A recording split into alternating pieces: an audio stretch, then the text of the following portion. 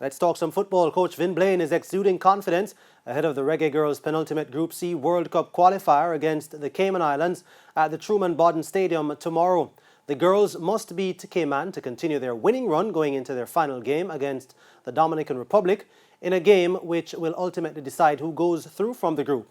According to Blaine, it's now down to transferring what they did in practice to game day.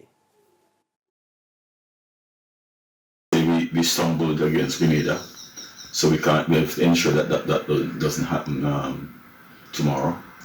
We suspect that they're going to be defending in a low block, where they're going to probably pack the front of the goal.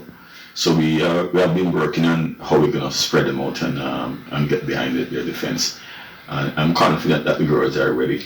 We're going to be meeting with them again this evening in our official training, where we're going to go over some of that again. And with the Dominican Republic scoring at a better clip than the Jamaicans, Blaine says it would be good for the Reggae Girls to improve their tally in Saturday's game. We work on the area we think that we need to shore up to ensure we get the goals. But we never put that in the mind of the players. Contrary to what we did in against Grenada. The girls are confident. They're sharp. I watched them in training, and they've scored some wonderful goals in training. But on the day, what the opponent has to offer can change how we play. So we're looking forward to a good game from them. Saturday's game is set for 4 p.m. Jamaica time.